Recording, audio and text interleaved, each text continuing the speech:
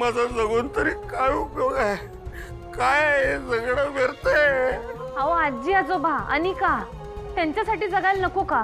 आणि हे आपलं आधीच ठरलं होतं की नाही? हे बघ, जे जे झालं ना ते झालं. सोडून दे सगळं, सोडून दे. तू एक काम कर, आईला जाऊन जे खरंय ना ते सगळं सांगून टाक. तिच्यापासून काही काही लपवायला नको. तू आता इथे आहेस म्हणून ती खुश आहे, पण तिला चुकून कळलं तर मी एक ना एक दिवस ते होणारच आहे.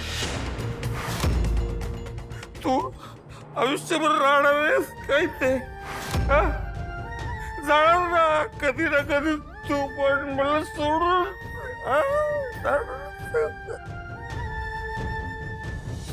काका हे बघा. कमळे, मला समजवण्याच्या भानगडीत पडू नको. मी सांगतो ते ऐक. बाहेरनं आईला काय करण्यापेक्षा आताच कळलेलं बरं.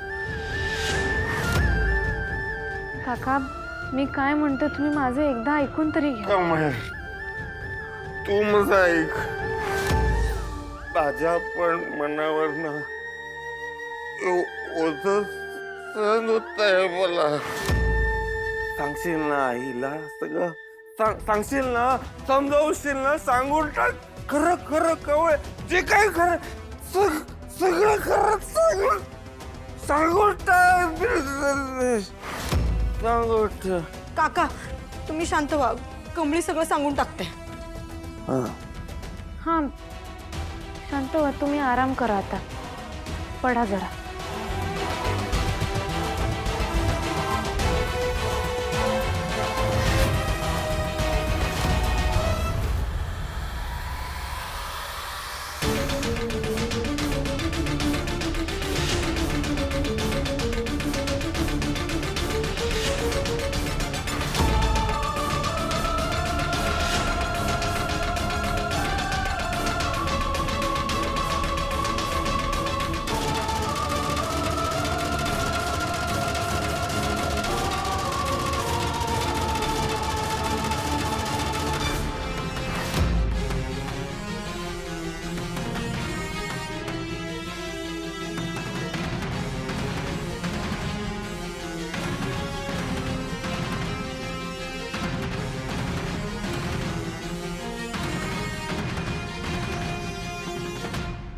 माझी चिठ्ठी त्यासनी मिळाली असेल काय?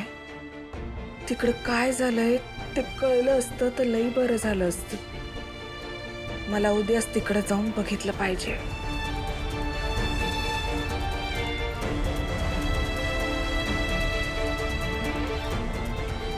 मॅडम,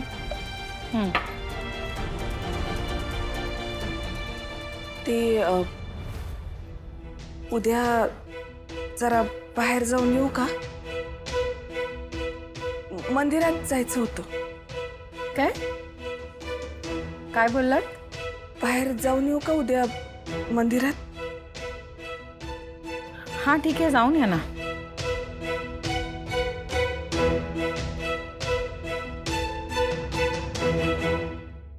साधनाताई मंदिरात जाण्याकरता मला का विचारतायत?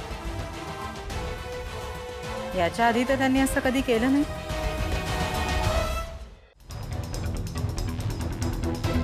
कमळे, राजूला त्रास दिला त्या पोराला प्रिन्सिपल सर रस तिकीट करणार आहेत वाटतं. ऋषी सर मला तसं काय बोललं नाहीत. अगं विसरलं असतील. अरे वय त्या दिवशी मी लवकर गेलो होतो की नाही, त्यामुळे ते सांगायलाच विसरले असतील.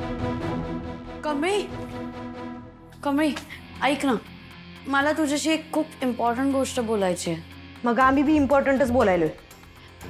कमळी खरंच खूप इम्पॉर्टंट आहे आणि इट्स व्हेरी अर्जंट. मला खरंच आत्ता बोलायची खूप गरज आहे. निंगी आय एम सो सॉरी, पण तुला खरंच जावं लागेल इथून प्लीज.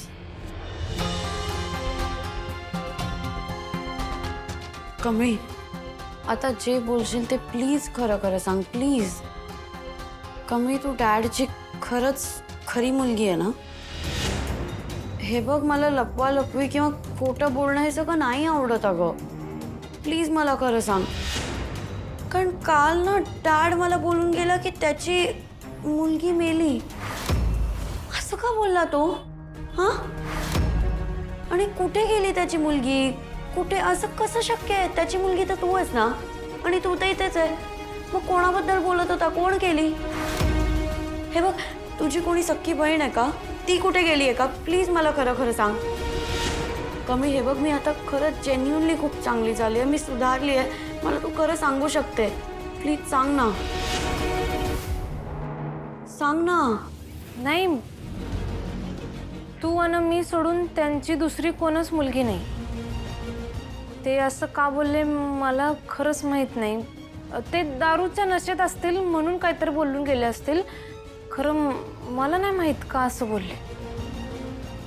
माझा अभ्यास आहे, मी जातो. खोटं बोलतेस.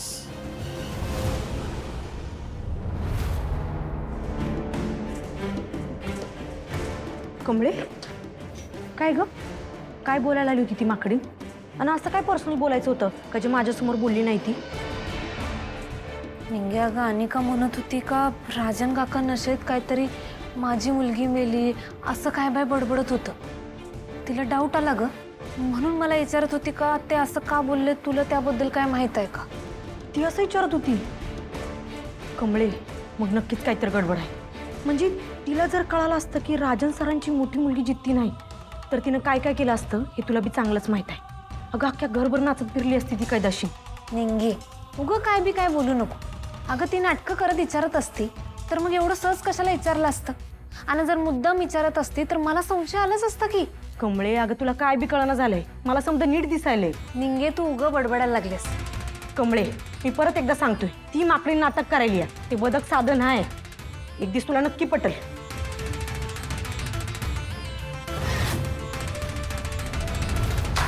ऐको, ही काय नाव लिहिलंय? मराठीत लिहिलंय. ग दिसतोय.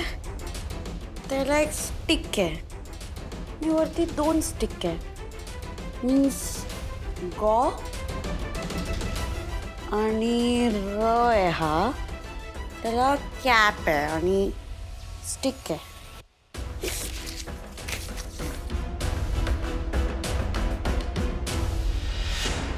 हे तर अजून जास्त मराठी आहे. इतकं सारं मराठी, इतकं कसं वाचू? मी तर अभ्यासाला पण इतकं वाचलं नव्हतं. एक्झामच कॉपी करून पास झाली आहे. हे मी नाही वाचू शकत यार. So let it be.